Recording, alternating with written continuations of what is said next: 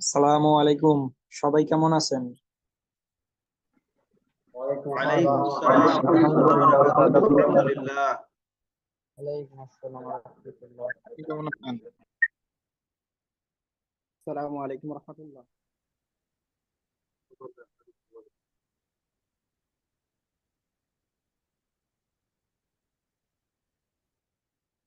জি, কেমন আছেন?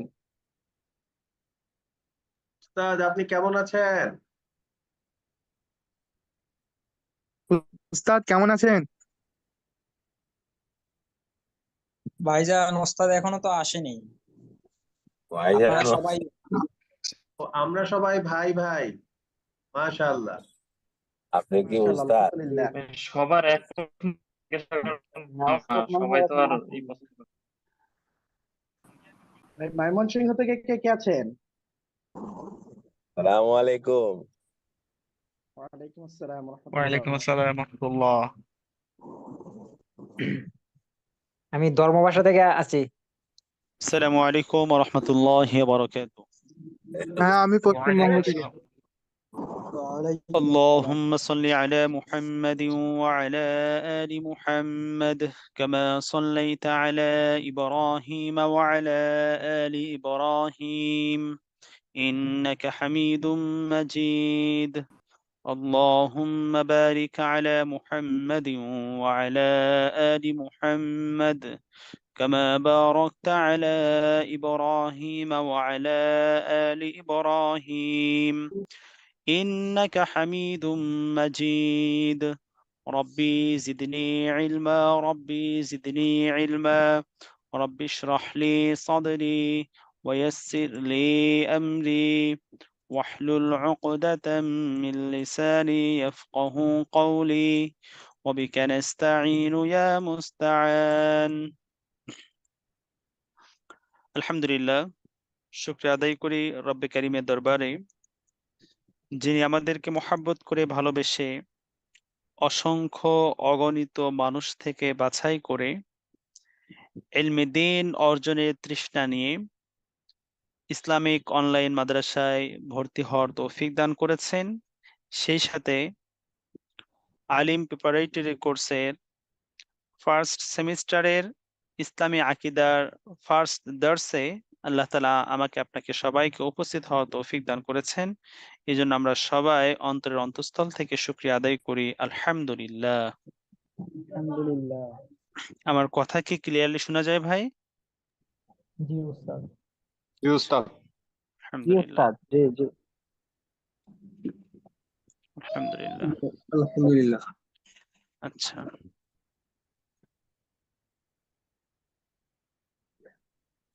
প্রথমেই আমি আপনাদের দৃষ্টি আকর্ষণ করব, আমরা অপ্রয়োজনীয় কোনো মেসেজ, কোনো টেক্সট, কোনো চ্যাট করব না। দার্সে যে সকল আদব আছে, আদবের মধ্যে অন্যতম হলো এই বিষয়টা। দার্সের মাঝে যদি কেউ চ্যাট করে, তখন দেখা যায় যে আমাদের যে মনোযোগ, কনসেন্ট্রেশন ব্রেক হয়ে যায়।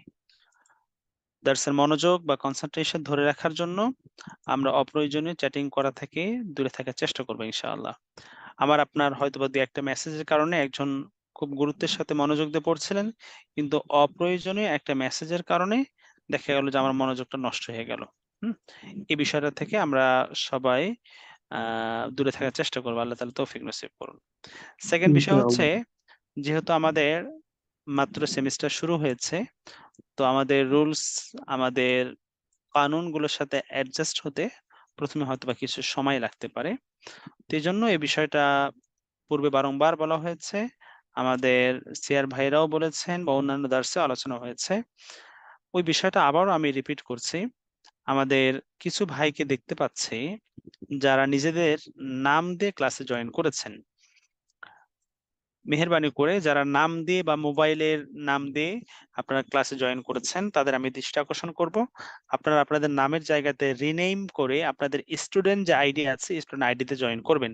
বিকজ আপনাদের প্রত্যেকটা ক্লাসের অ্যাটেন্ডেন্স মার্ক কাউন্ট করা হয়, এবং আপনাদের যে সামনে এক্সাম গুলো হবে, ক্লাস টেস্ট, মিড টার্ম এবং ফাইনাল এক্সাম, এই পরীক্ষাগুলিতে আপনাদের অ্যাটেন্ডেন্স কাউন্ট করে মূল নাম্বারের সাথে এটাকেও যুক্ত করা হবে এবং এর উপরে ফাইনালি আপনাদেরকে সার্টিফিকেট দেওয়া হবে আর কি।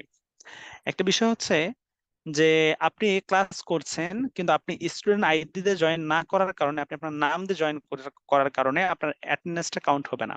কারণ আমাদের অ্যাটেন্ডেন্স সবগুলো এগুলো আপনার সফটওয়্যারের মাধ্যমে অটো কাউন্ট মানে কাউন্ট করা হয়।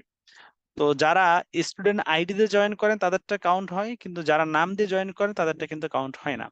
এই জন্য মেহেরবানি করে এই বিষয়টা আমরা খেয়াল রাখার চেষ্টা করব, আমরা যেন ক্লাসের মধ্যে কখনোই, বিশেষ করে এই যে মূল ক্লাস যেগুলো আছে এই ক্লাসগুলোতে কখনোই যেন আমরা নিজেদের নাম দিয়ে জয়েন না করি, বরং আমরা সর্বদা যেন স্টুডেন্ট আইডি দিয়ে জয়েন করি। প্রত্যেকে যে স্টুডেন্ট আইডি দেওয়া হয়েছে ওই আইডি দিয়ে আমরা জয়েন হওয়ার চেষ্টা করব। ঠিক আছে ইনশাআল্লাহ? আচ্ছা ইনশাআল্লাহ। আচ্ছা, ক্লাসের মাঝে যেহেতু নরমালি তো ইলম এর আদান প্রদান হবে সিনা থেকে সিনা, সামনাসামনি। আল্লাহ তাবারক ওয়া তাআলা জিবরাইল আলাইহিস সালাতু ওয়াস সালামকে প্রেরণ করেছিলেন। জিবরাইল আলাইহিস সালাতু ওয়াস সালাম এসে, সিয়ার ভাইরা একটু খেয়াল করব, যাদের নয়েজ হয় তাদেরকে স্টপ করে দেব ইনশাআল্লাহ। মনোযোগের সাথে ক্লাস করতে হবে। একটা বিষয় খেয়াল করব, যারা আমরা হয়তো উস্তাদকে রেসপন্স করতে গিয়ে আনমিউট হব, আমরা আশপাশে এদিকে আপনি আনমিউট হয়ে আছেন, আপনাকে একসাথে মানে অসংখ্য মানুষ, শত শত মানুষ আপনাকে শুনতেছে, আর আপনি হয়তো বা মানে আনকেয়ারফুলি, আপনি হয়তো বা কেয়ারলেস হয়ে দেখা গেল যে আপনি আশপাশে আপনার ফ্যামিলি মেম্বার কারোর সাথে বা রুমমেট কারোর সাথে আপনি কথা বলছেন, তখন ক্লাসের সৌন্দর্য নষ্ট হয়ে যায়, ক্লাসের মনোযোগ নষ্ট হয়ে যায়। এটা যেন কখনো না হয়। আমরা যারা ওস্তাদকে রেসপন্স করার জন্য ক্লাসে আমরা আনমিউট হব, আনমিউট হওয়ার সাথে সাথে আমাকে টোটালি সাইলেন্ট হতে হবে। আমার থেকে যেন কোনো অপ্রত্যাশিত অনাকাঙ্ক্ষিত কোনো আওয়াজ যেন ক্লাসে না আসে, যার দ্বারা ক্লাসের পরিবেশ নষ্ট হয়ে যায়। এটা আমাদের খুব খেয়াল রাখতে হবে ইনশাআল্লাহ। আমার কথাটা কি বুঝে আসছে ভাই? আচ্ছা, তো বলছিলাম যে যেহেতু আমাদের ক্লাস, আমি বলতে চাচ্ছিলাম যে আল্লাহ তাআলা জিবরাইল আলাইহিস সালাতু ওয়াস সালামকে পাঠিয়েছেন, এরপরে সিনার মাধ্যমে সিনাই ইলম আদান প্রদান হয়েছে, তাই না? তো ইলমের বিষয়টা হলো সামনাসামনি শেখা। কিন্তু বর্তমান তথ্য প্রযুক্তির এই যুগে এসে আমাদের শৈশবে দিন শেখার সুবর্ণ সুযোগ না থাকার কারণে আজকে আমরা এই প্রযুক্তিকে কাজে লাগিয়ে আমরা ইলম শেখার কিছুটা প্রয়াস চালাচ্ছি, কিছুটা চেষ্টা করছি। তো এই জন্য আমরা দার্সের মধ্যে যেন একেবারে সবাই ঝিমিয়ে না পড়ি, একেবারে সবাই যেন নির্বাক হয়ে না থাকে, একেবারে যেন আমরা সবাই নিস্তব্ধ হয়ে না যাই। ক্লাসের মধ্যে ওস্তাদকে রেসপন্স করার মতো 2, 4, 5 জন ভাই থাকা দরকার। তো ওস্তাদ যে কোনো প্রশ্ন করলে তাৎক্ষণিকভাবে, সবাই তো একসাথে বলা যাবে না। আপনারা একসাথে যদি 50 জন বলেন তো 50 জনের আওয়াজের কারণে কে কি বলছে কিছু বোঝা যাবে না। এই জন্য 2, 4 জন থাকলে অ্যাটলিস্ট এটা আইডেন্টিফাই করা যায় যে কে কি বললো। তো এই জন্য 2, 4 জন ভাই সবার পক্ষ থেকে, 2, 4 জন ভাই সিয়ার ভাই সহ আমাদের সাধারণ ভাইদের মধ্য থেকে 2, 4 জন ভাই, তারা আমরা রেসপন্স করার চেষ্টা করব। ওস্তাদ যে কোনো প্রশ্ন করলে এই জায়গাগুলোতে আমরা একটু টাইমলি রেসপন্স করার চেষ্টা করবো ইনশাআল্লাহ। আর যারা আমরা রেসপন্স করব, অবশ্যই আমাদের আশেপাশে যেন কোনো নয়েজ না থাকে, কোনো সাউন্ড হচ্ছে, আশেপাশে কোনো মিউজিক হচ্ছে, গান বাদ্য বাজনা হচ্ছে, বা টিভি টেলিভিশন ইত্যাদি চলতেছে, বা মোবাইলের আওয়াজ হচ্ছে, অন্য কোনো ধরনের কেউ গল্প আলাপ করতেছে, কোনো ধরনের কোনো সাউন্ড থাকা যাবে না। আশপাশে যদি কারো এরকম কোনো জাতীয় নয়েজ হয় যেটা ক্লাসে পরিবেশকে নষ্ট করে, তাহলে এরকম ভাইরা কখনোই আমরা আনমিউট হওয়ার চেষ্টা করব না। যে কথাগুলো বলা হলো, আল্লাহ তাআলা সবাইকে বোঝার এবং এগুলোকে ফলো করার তৌফিক নসিব করুন। আমাদের ওরিয়েন্টেশন ক্লাসে পরিচয় পর্ব চলে গিয়েছে, নতুন করে আবার রিপিটেশন করার কোনো মানে নেই। এরপর আমি সংক্ষেপে বলছি, আমার নাম মুজিবুর রহমান। আপনাদের সাথে প্রত্যেক জুমাবার, প্রত্যেক ফ্রাইডেতে ইসলামী আকীদা দার্সে আপনাদের সাথে থাকার চেষ্টা করব ইনশাআল্লাহ বিইজনিল্লাহ। ইসলামী আকীদা এই দার্সটি মূলত আপনাদেরকে 2 জন উস্তাদ প্রদান করবেন। একজন হলেন আব্দুল ওয়াহিদ সাহেব, মাওলানা আব্দুল ওয়াহিদ সাহেব, এবং ওনার সাথে সাথে আমিও থাকবো ইনশাআল্লাহ। উনি দিবেন শনিবার দার্সে, উনি শনিবার দার্সে উপস্থিত থাকবেন, আর আমি প্রত্যেক জুমাবার বা শুক্রবারে আপনাদের সাথে থাকার চেষ্টা করবো ইনশাআল্লাহ। আচ্ছা, আমার কথা যদি, যেহেতু ইলেকট্রিক্যাল টুলস, কিছু প্রবলেম হওয়াটাই স্বাভাবিক। যদি আমার কোনো কথা অস্পষ্ট থাকে, কেটে কেটে যায়, বোঝা না যায়, তাহলে আমাদের সিআর ভাই সহ যারা আনমিউট করবেন তারা আমাকে ইনস্ট্যান্ট জানাবেন যে ওস্তাদ আপনার এই কথাটা বুঝতে পারি নাই, এটা একটু রিপিট করবেন বা এটা আবার পুনরায় বলবেন। ঠিক আছে ইনশাআল্লাহ? ইনশাআল্লাহ। ইনশাআল্লাহ। প্রথমে আমরা আসি ইসলামী আকীদা এর পরিচয়, বিষয়বস্তু এবং গুরুত্ব সম্পর্কে। আপনারা যখন থেকে অ্যাডমিশন নিয়েছেন, হতে পারে তখন থেকে কারো কারো মাঝে এই বিষয়টার কৌতূহল বা উকি, আসলে ইসলামী আকীদা জিনিসটা কি, ইসলামী আকীদা সাবজেক্টটা আসলে এখানে কি পড়াবে, এই বিষয়ে হয়তো অনেকের মাঝে কিউরিয়াসিটি, বিভিন্ন কৌতূহল থাকতে পারে। খুবই সিম্পল বিষয়। ওই বিষয়টা বা ওই প্রশ্নের উত্তরটাই আমরা জানার চেষ্টা করব। মূলত আমরা বলতে পারি আমাদের সাবজেক্ট পরিচিতি করতেছি। ইসলামী আকীদা, দুটি শব্দ, আকীদা আর ইসলামী, এই দুই শব্দের সমন্বয় ইসলামী আকীদা।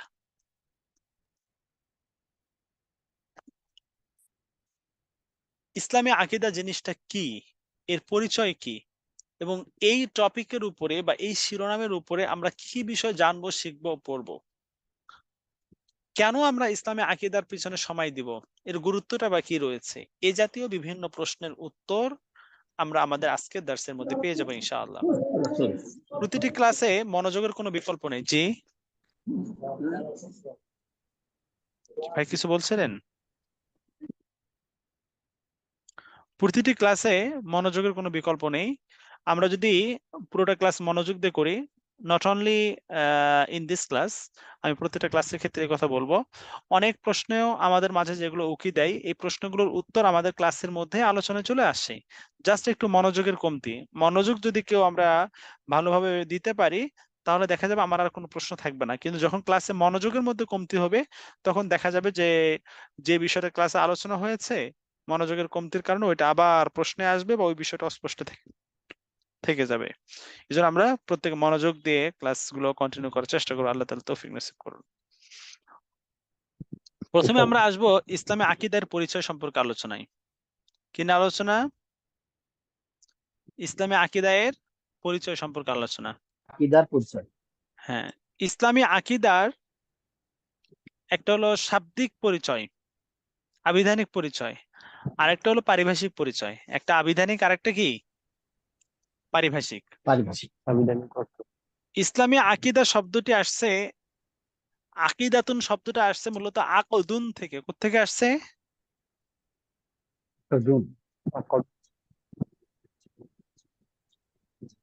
আকীদাতুন শব্দটি মূলত কোত্থেকে আসছে? আকদুন শব্দ। আকদুন শব্দ থেকে, আইন কফ দাল, আকদুন থেকে আকীদাতুন শব্দটি আসছে। আকদুন। এর শাব্দিক অর্থ হলো বন্ধন করা, গিরা দেওয়া, চুক্তি করা বা শক্ত হওয়া, এই জাতীয় বিভিন্ন অর্থে ব্যবহার হয়ে থাকে। আরবি ভাষা যত পরিভাষা আছে, এই পরিভাষাগুলোর একটা ল্যাঙ্গুয়েস্টিক মিনিং থাকবে, একটা শাব্দিক অর্থ থাকবে, ডিকশনারিক্যাল একটা মিনিং থাকবে, আর একটা অর্থ থাকবে যেটা হলো পারিভাষিক অর্থ। সেটা কি? পারিভাষিক অর্থ। আমরা প্রথমে আকদুন আকীদা শব্দটার শাব্দিক অর্থ জানার চেষ্টা করব। আকীদা শব্দটা আকদুন থেকে আসছে, আর আকদুন অর্থ হলো গিরা দেওয়া বা গিট দেওয়া, বন্ধন করা, চুক্তি করা, শক্ত হওয়া ইত্যাদি। এবং এই শব্দটা কোরআনে বা এই শব্দ থেকে নির্গত অন্যান্য শব্দের প্রয়োগ কোরআনে একাধিক জায়গা রয়েছে। জি, আমাকে শোনা যাচ্ছে না? জি উস্তাদ, শোনা যাচ্ছে। শোনা যাচ্ছে ওস্তাদ। আচ্ছা, তো বলছিলাম যে আকদুন শব্দ থেকে নির্গত আরো অনেক শব্দের ব্যবহার কোরআনে কারিমের বহু সংখ্যক জায়গায় রয়েছে। মানে এই শব্দটা যে একটা কোরআনিক ওয়ার্ড, শুধুমাত্র একটা অ্যারাবিক শব্দ এতটুকুই না, বরং এটা কোরআনে ব্যবহৃত একটা শব্দ। তো এটাও কোরআনে একাধিক জায়গায় পাওয়া যায়, এবং ওই জায়গাগুলোতে কোনো জায়গাতে গিরা দেওয়া, কোনো জায়গাতে বন্ধন ইত্যাদি অর্থে ব্যবহার হয়। এগুলো আপনারা আপনাদের মতো করে দেখে নেবেন। জাস্ট আমি একটা আয়াত বলবো। আল্লাহ তাআলা সূরাত তাহা এর 27 নাম্বার আয়াতে ইরশাদ করেন, ওয়াহলুল উকদাতাম মিন লিসানি। এখানে হযরত মূসা আলাইহিস সালাতু ওয়াস সালাম সম্পর্কে আলোচনা করা হয়েছে। আমি আপনি সবাই জানি যে মূসা আলাইহিস সালাতু ওয়াস সালামের জবানে একটু জড়তা ছিল, তাই না ভাই? জি হ্যাঁ, ওস্তাদ।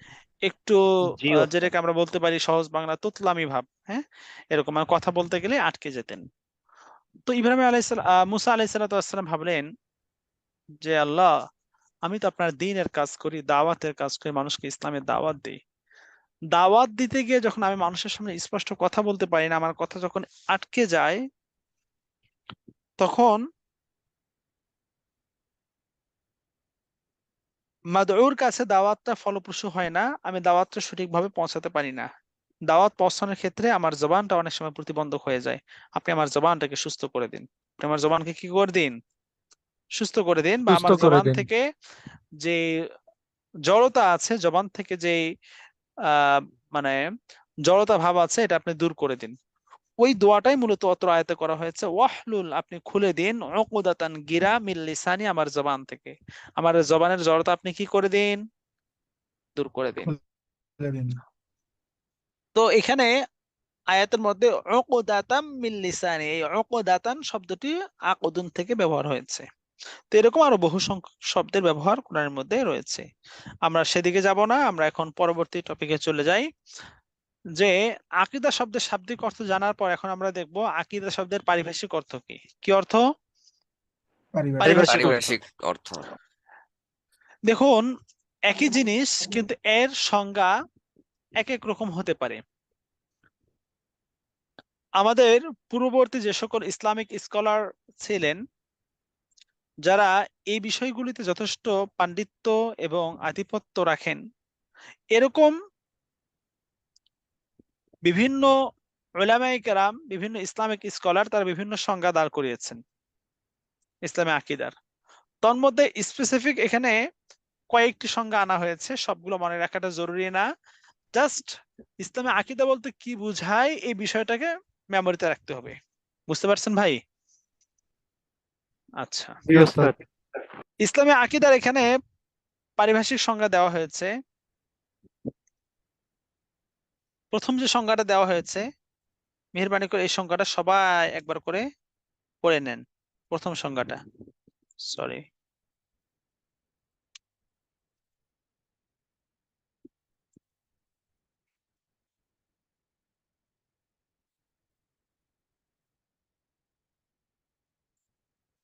প্রথম সংজ্ঞাটা সবাই একটু দেখে নেবেন ইনশাআল্লাহ। জাস্ট 30 সেকেন্ড প্লিজ, সবাই একটু দেখে নেন প্রথম সংজ্ঞাটা।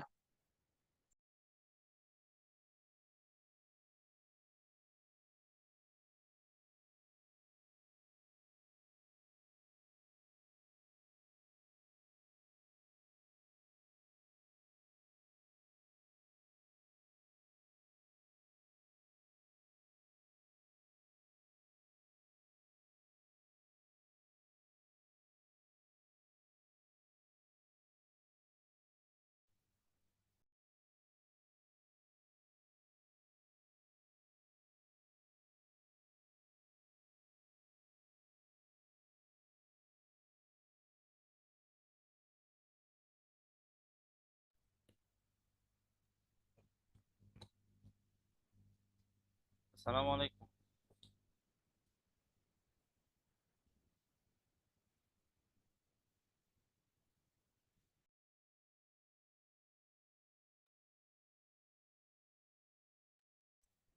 যে আমাকে শোনা যায়? জি জি হুজুর। ওস্তাদ, শোনা যাচ্ছে। আচ্ছা, জি ওস্তাদ। ইসলামে আকীদার এখানে এখানে ইসলামে আকীদার সংজ্ঞা না, শুধু আকীদার সংজ্ঞা। কিসের সংজ্ঞা? শুধু শুধু আকীদা। আকীদার সংজ্ঞা।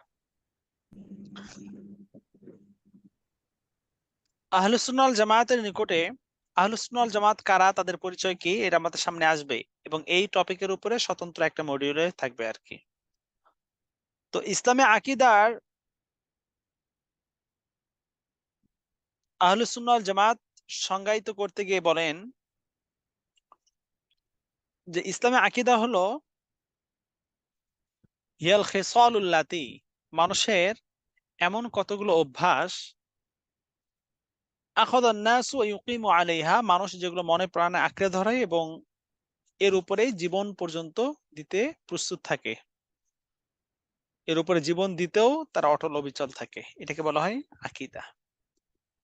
তার মানে আকীদা হলো এমন একটা দৃষ্টিভঙ্গি, এমন একটা বিশ্বাস, যেই দৃষ্টিভঙ্গি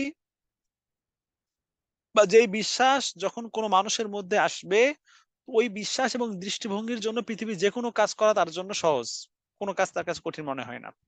এইটাই হলো অরিজিনালি আকীদা। এটা কি ভাই? আকীদা। আকীদা। যেমন দেখেন,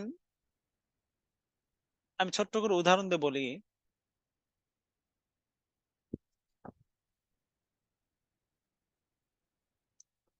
আমাদের দেশের দেশীয় কালচার থেকে অন্যতম প্রধান দুটি রাজনৈতিক দল আছে পলিটিক্স এর দিক থেকে, আওয়ামী লীগ এবং বিএনপি, তাই না ভাই? জি ওস্তাদ। এই দুই দলের হাজার হাজার লক্ষ লক্ষ কর্মী এদেশে আছে কিনা? জি জি আছে। ওস্তাদ আছে। এখন দেখবেন যে একটা রাজনৈতিক দলের যখন কোনো ব্যক্তি কর্মী হয়ে যায়, তো ওই কর্মীর সাধারণত তার ফিকির, তার চিন্তা ভাবনা এরকম থাকে যে আমার দলের কমান্ড মানতে গিয়ে, আমার দলের নির্দেশনা মানতে গিয়ে আমার জীবন যদি দিতে হয়, জীবনও দিতে আমি রাজি আছি, তাই না ভাই? তার মানে হলো জি তার কাছে তার দল, তার পলিটিক্স গ্রুপের এতটা কদর, এতটা মূল্য, এতটা দাম যে সে এর জন্য যে কোনো কিছু করতে পারে, এর জন্য সে প্রস্তুত। বুঝতে পারছেন ভাই বিষয়টা? জি ওস্তাদ। আল্লাহ।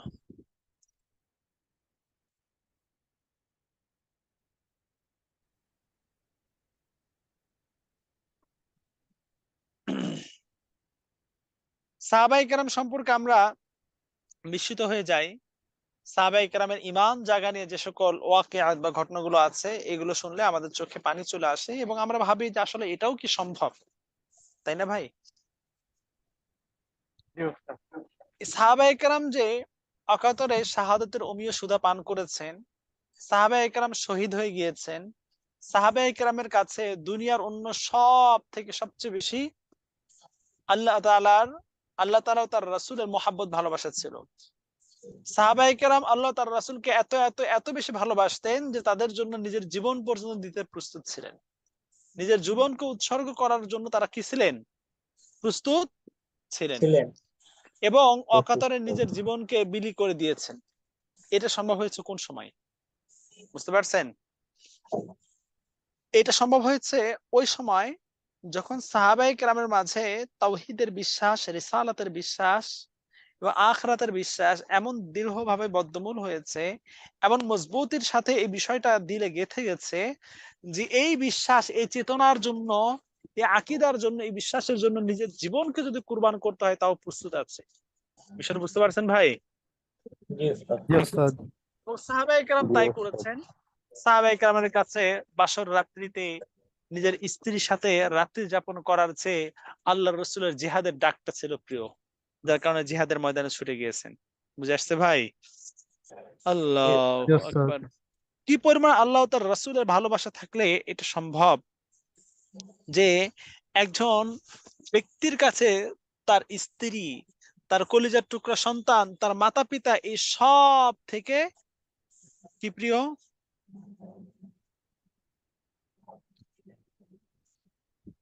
যা কিছু আছে এই সব থেকে আল্লাহ তার রাসূলের মহব্বত ভালোবাসা প্রিয়। আল্লাহ তার রাসূলের কি মহব্বত ভালোবাসাটাই প্রিয়। যার কারণে আল্লাহ রাসূল সাল্লাল্লাহু আলাইহি সাল্লামের কমান্ড মানতে গিয়ে বিন্দু পরিমাণ কোনো এক্সকিউজ, কোনো আপত্তি তাদের থেকে আমরা কখনো কোশ্চিন কালেও কল্পনা করতে পারি না। আল্লাহ রাসূল সাল্লাল্লাহু আলাইহি সাল্লাম যখন যা বলেছেন তাৎক্ষণিকভাবে সেটাকে কি করেছেন? বাস্তবায়ন করার শতভাগ চেষ্টা করেছেন। কেন? তারা আল্লাহর রাসূলকে মহব্বত করে ভালোবাসে এবং ইসলামের আকীদাটা তাদের মাঝে এমন ভাবে গেঁথে গেছে, এমন ভাবে মজবুত হয়ে গিয়েছে যে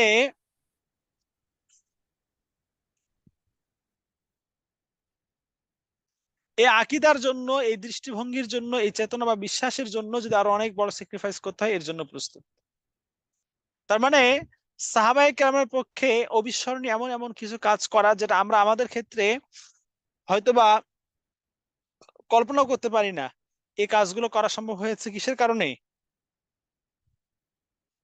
একমাত্র আকীদা মজবুত আর বিশুদ্ধ থাকার কারণে। তো এই জন্য একটা কথা বলা হয়, যে ব্যক্তির আকীদা যত মজবুত হবে তার জন্য দ্বীনের উপরে অটল অবিচল থাকা তত সহজ হবে। কিন্তু যে ব্যক্তির আকীদা যত নড়বড়ে হবে, যে ব্যক্তির আকীদা যত বেশি ভুলে ভরা হবে, তো ওই ব্যক্তির আকীদা দিন তার যে থেকে বাতিল, ছিটকে যাবে। হ্যাঁ বলি, তার যে ভ্রান্ত আকীদা বা আকীদার মধ্যে দুর্বলতা, এইটা তাকে ইসলাম ও দ্বীন থেকে দূরে সরে দিবে। তাই কি করবে? দূরে সরে দিবে।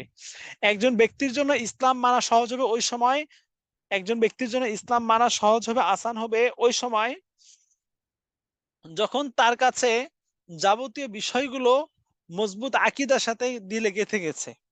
বিষয়টা বুঝতে পারছেন ভাই? জি আর ওস্তাদ। একজন ব্যক্তির জন্য দ্বীন মানা কঠিন হবে ওই সময় যার আকীদা যত নড়বড়ে হবে। তার মানে যার আকীদা যত মজবুত, যার আকীদা যত মজবুত হবে তার জন্য দ্বীনের উপর অটল অবিচল থাকা তত সহজ হবে। আর যার আকীদা যত বেশি কঠিন হবে তার জন্য দ্বীনের উপর অটল অবিচল থাকা তত কঠিন হবে। বুঝতে পারছেন ভাই? আকীদার মজবুতি মানুষের সবকিছুকে মজবুত করে দেয়, আর আকীদার দুর্বলতা মানুষের সবকিছুকে বিনষ্ট করে দেয়। হ্যাঁ, তো আমরা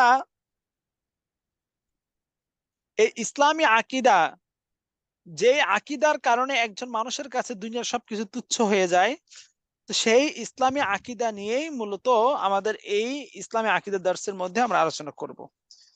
এছাড়া আরো যে সংজ্ঞাগুলো আছে সংজ্ঞাগুলো আপনারা নিজেরা দেখে নেবেন, ঠিক আছে ইনশাআল্লাহ? ইনশাআল্লাহ।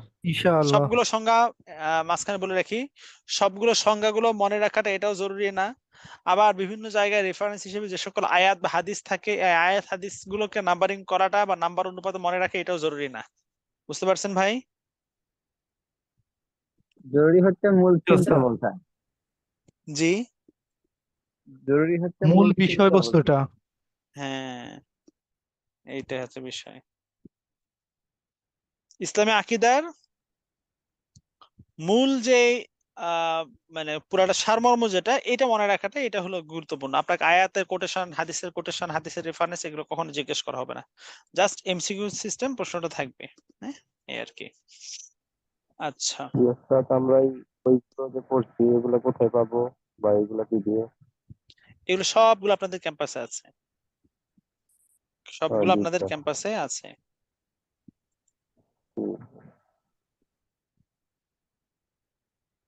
এখানে আমরা ইসলামী আকীদার পরিচয় দেখতেছি। কি দেখতেছি? ইসলামী আকীদার পরিচয় দেখছি। পরিচয়। তার মানে পূর্বে তো ইসলামী আকীদার পারিভাষিক সংজ্ঞা গেছে, তার মধ্য দিয়ে পরিচয়টা ফুটে ওঠে। এরপর বিষয়টাকে আরো বেশি স্পেশাল ভাবে ফুটে ওঠানোর জন্য এটা ইসলামী আকীদার পরিচয় শিরোনামে এখানে ইসলামী আকীদার মধ্যে কি কি বিষয়গুলো আলোচনা করা হবে সেই বিষয়গুলোকে এখানে তুলে ধরা হয়েছে। বুঝতে পারছেন ভাই? জি ওস্তাদ। আচ্ছা, দেখুন ইসলামী আকীদার মধ্যে আসলে আমরা কি শিখবো, কি পড়বো, বা এখানে আমাদের আলোচনা করা কি আছে।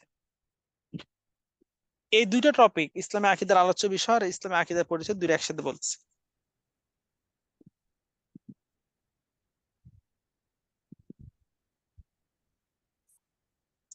ইসলামী আকীদার আলোচ্য বিষয় হলো মৌলিকভাবে তিনটা বিষয়। কয়টা বিষয়? তিনটা। তিনটা। এই তিনটা বিষয়ের উপর আবার এক্সপ্লেন করলে সেটা আবার 6, 7, 8, 10 এক একজনের কাছে এক এক রকম হয়ে যায়। একটা হলো তাওহীদ সম্পর্কে বিশ্বাস। কি সম্পর্কে বিশ্বাস? তাওহীদ সম্পর্কে তাওহীদ সম্পর্কে বিশ্বাস। 2 নাম্বার হলো রিসালাত সম্পর্কে বিশ্বাস। কি সম্পর্কে? রিসালাত। 3 নাম্বার হলো আখিরাত সম্পর্কে বিশ্বাস। কি সম্পর্কে? আখিরাত।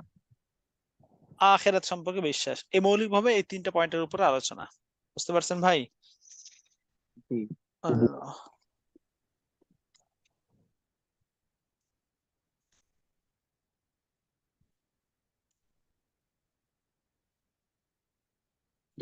এখানে আমরা পূর্বে কয়েকটা আয়াত দেখলাম এবং হাদিস দেখলাম।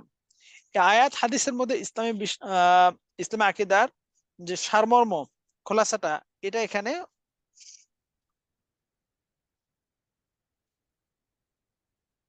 উপস্থাপন করার চেষ্টা করা হবে যে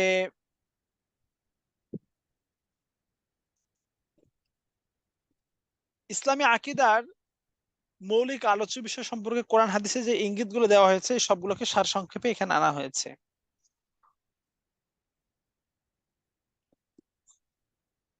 ইসলামী আকীদার মধ্যে এই টপিকগুলোর উপর আমাদের আলোচনা হবে।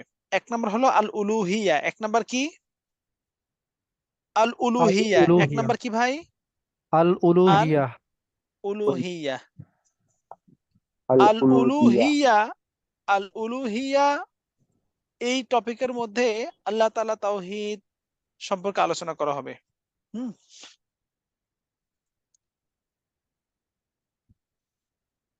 আল্লাহ তাআলা একত্ববাদের উপরে এই আল উলুহিয়ার মধ্যে আলোচনা করা হবে। 2 নম্বর হলো আল মালাইকা। 2 নম্বর কি? আল মালাইকা। আল মালাইকা। আল মালাইকা ফেরেশতাগণ সম্পর্কে আলোচনা করা হবে। ফেরেশতাদের প্রতি কি বিশ্বাস থাকবে এই সম্পর্কে আলোচনা করা হবে। 3 নম্বর হলো আন নবুওয়াহ। 3 নম্বর কি? আন-নবুওয়া। নবুওয়াহ। তার মানে ইসলামী আকীদার মধ্যে নবুয়ত এবং রিসালাত সম্পর্কে আলোচনা করা হবে। 4 নম্বর হলো আল কুতুব। 4 নম্বর কি? আল আল কুতুব।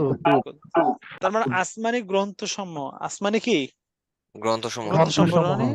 আলোচনা। এই কিতাবের মধ্যে ইসলাম আকীদার মধ্যে যে সকল আসমানি গ্রন্থ আল্লাহ পাক অবতীর্ণ করেছেন সেগুলো সম্পর্কে আমাদের বিশ্বাস কি থাকবে এই বিষয়ে আলোচনা।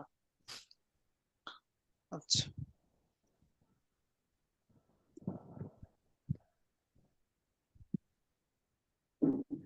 ভাই ভিডিও কারো জন্য অন না হয় খেয়াল করবেন।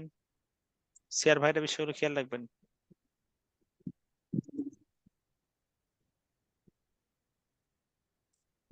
আচ্ছা তাহলে এখানে আমরা দেখতে পাচ্ছি আল কুতুব, এরপরে 5 নম্বর হলো আল আখিরা পরকাল, 6 নম্বর হলো আত তাকদীর সম্পর্কে বিশ্বাস।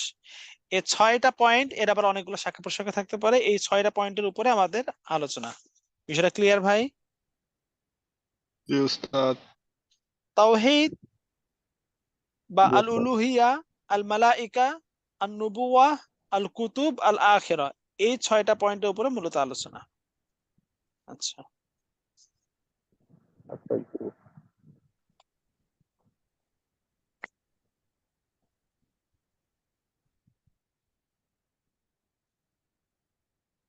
এখন আমরা এই টপিকগুলো সম্পর্কে জানার পরে যে পর্যায়ক্রমে এই যাবতীয় বিষয়গুলো নিয়ে আমাদের আলোচনা করা হবে এখানে। এখন বিষয় হলো আমরা প্রথম এই বিষয়ে আলোচনা করব যে ইসলামী আকীদার গুরুত্ব কি।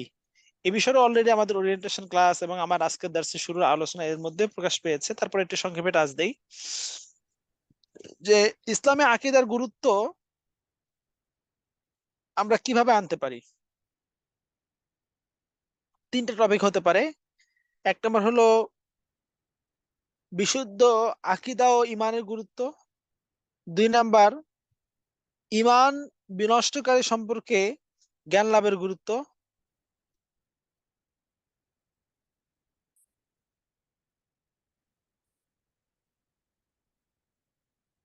3 নাম্বার ভ্রান্ত আকীদা সম্পর্কে জ্ঞান অর্জনের গুরুত্ব।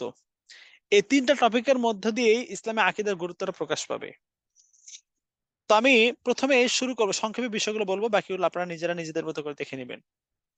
1 নম্বর হলো কি যে ইসলামী বিশুদ্ধ আকীদা এবং ঈমানের গুরুত্ব। বিশুদ্ধ আকীদার ঈমানের গুরুত্ব এত এত বেশি গুরুত্বপূর্ণ বিষয় যেটা আমরা কল্পনা করতে পারবো না। যে একজন ব্যক্তি দুনিয়াতে আছে,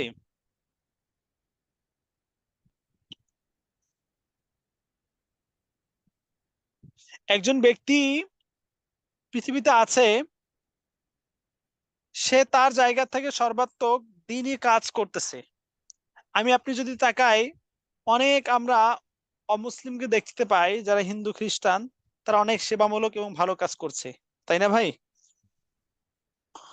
তো জি ইসলামী ওস্তাদ। আকীদার এই গুরুত্বের মধ্যে এই বিষয়টা আসবে এভাবে যে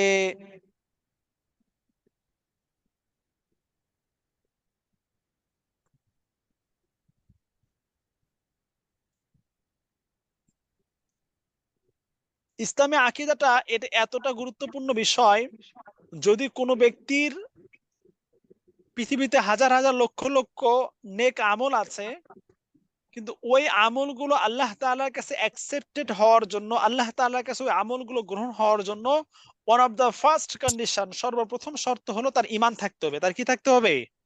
ঈমান থাকতে ঈমান হবে। থাকতে হবে। উদাহরণস্বরূপ,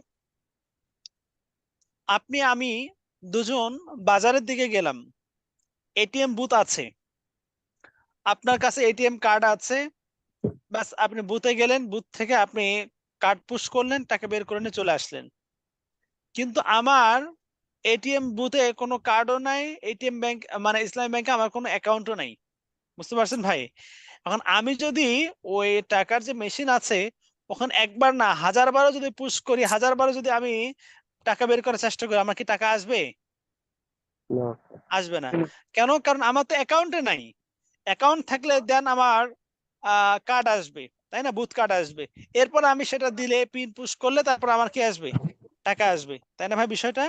তার মানে ব্যাংকে টাকা সঞ্চিত হওয়ার জন্য প্রথম প্রধান শর্তই হলো কি হতে হবে? অ্যাকাউন্ট থাকতে হবে। অ্যাকাউন্ট থাকতে হবে। অ্যাকাউন্ট থাকতে হবে। ঠিক তেমনি ভাবে আমি আপনি নামাজ আদায় করছি, সালাত আদায় করতেছি, হজ করতেছি, যাকাত প্রদান করতেছি, রোজা রাখতেছি, দান খায়রাত করতেছি, মানুষের সাথে ভালো ব্যবহার করতেছি, দ্বীনের কাজ করতেছি, দাওয়াতের কাজ করতেছি, হাজার হাজার নেক আমল করতেছি, কিন্তু আমাদের যদি অ্যাকাউন্ট না থাকে, অ্যাকাউন্ট অর্থ হলো বিশুদ্ধ ঈমান না থাকে, বিশুদ্ধ আকীদা না থাকে, তাহলে এত হাজার হাজার টাইপের যে নেক আমল, এগুলো কি কোনো আমাকে ফায়দা দিবে? দিবে না না। স্যার। কারণ একজন ব্যক্তির আমল হিসেবে পরিগণিত হওয়ার জন্য প্রথম প্রধান শর্তই হলো তার ঈমান এবং আকীদা বিশুদ্ধ হতে হবে। তার ঈমান আকীদা কি হতে হবে? বিশুদ্ধ বিশুদ্ধ হতে হবে। হতে হবে। যদি কোনো ব্যক্তির ঈমান আকীদা বিশুদ্ধ না হয়, সে হাজারো আমল করলেও তার অন্যান্য আমল তাকে কোনো ফায়দা দিবে না। বুঝতে পারছেন ভাই? জি স্যার। আল্লাহ। এখন প্রশ্ন জাগতে পারে যে ওস্তাদ, অনেক অমুসলিম আছে তারা তো নেক কাজ করে, তার মানে তারা কি প্রতিদান কিছুই পাবে না? বুঝতে পারছেন আমার প্রশ্নটা? হ্যাঁ, যে কত আপনি দেখেন বাংলাদেশে অনেক ইউরোপিয়ান কান্ট্রি থেকে শত শত হাজার হাজার মিশনারি, তারা খ্রিস্টান মিশনারি কাজ করে যাচ্ছে এই দেশে, তাই না ভাই? সেবার অন্তরালে মানুষকে সেবা করার নামে তারা কি করতেছে? মানুষকে গোমরাহি করতেছে। মানুষকে সেবার নামে, মানুষের বাড়ি গাড়ি বানিয়ে দেওয়ার খ্রিস্টান নামে, বানাচ্ছে। চিকিৎসার নামে মূলত প্রথম অবস্থা মানুষের কাছাকাছি বিভ্রান্ত হওয়ার করতেছে। চেষ্টা করে। এরপরে তারা ধীরে ধীরে ধীরে ধীরে ধীরে ধীরে এই মানুষগুলোকে ঈমান হারা করে মুরতাদ বানানোর জন্য, খ্রিস্টান বানানোর জন্য তারা অপকৌশল করে যাচ্ছে। বুঝতে পারছেন ভাই? জি ওস্তাদ। আল্লাহ।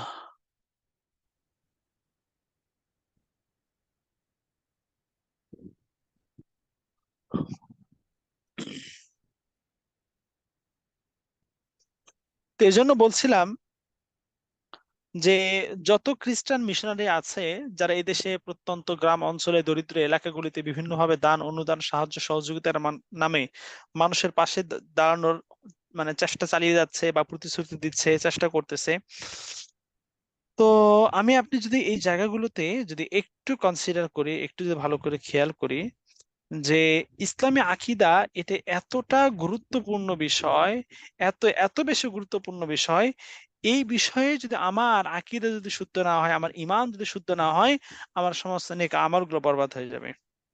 বুঝতে পারছেন ভাই? আমলগুলো আল্লাহ তাআলার কাছে গ্রহণযোগ্য হওয়ার জন্য শর্তই হলো আমার আকীদা বিশুদ্ধ হতে হবে। বিষয়টা ক্লিয়ার ভাই?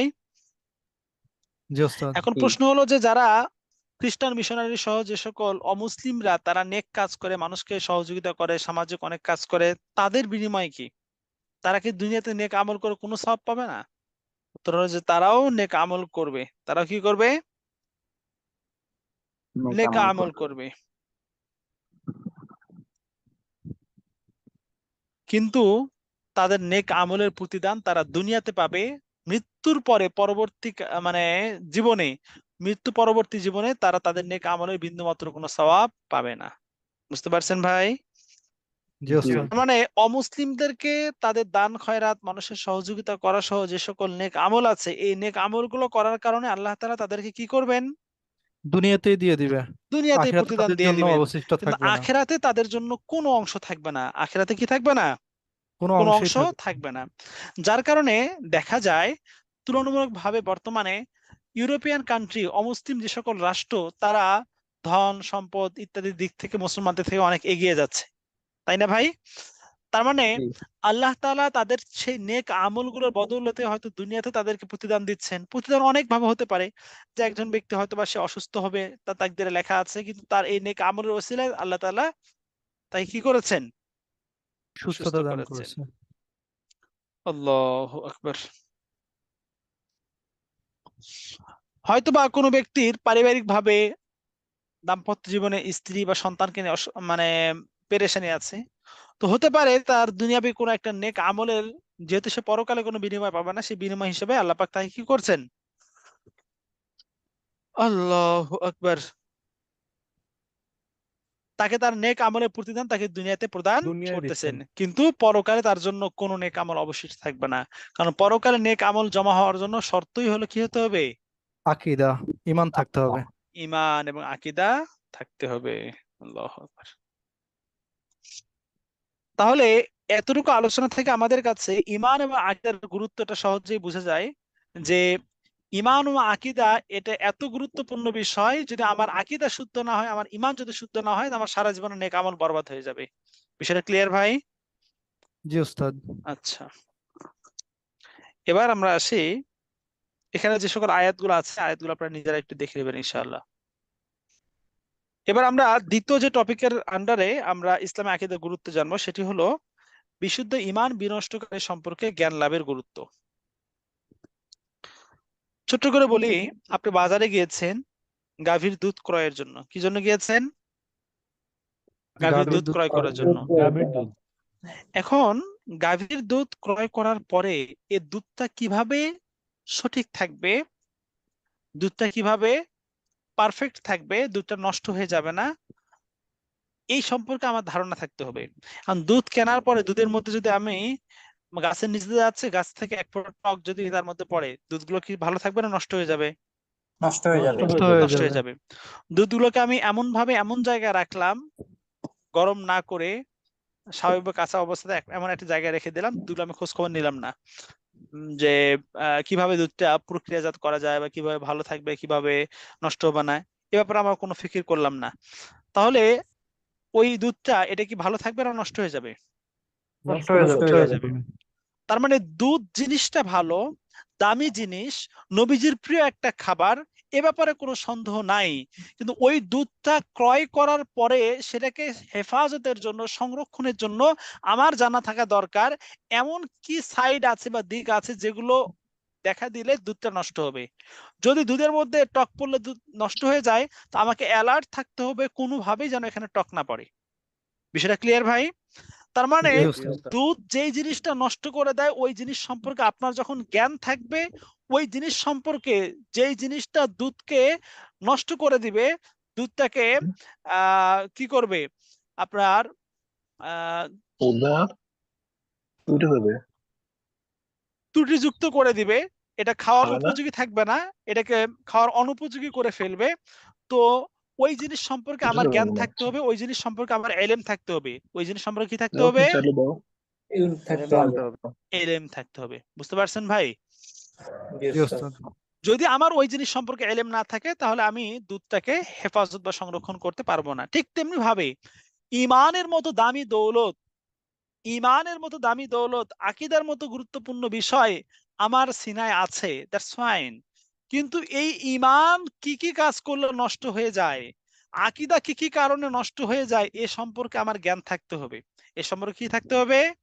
জ্ঞান জ্ঞান থাকতে থাকতে হবে। হবে। আর ওই জ্ঞান, ওই নলেজ নিয়ে আমাদের এই দার্সের মধ্যে আলোচনা। বিষয়টা বুঝে আসছে ভাই? জি উস্তাদ। আল্লাহ।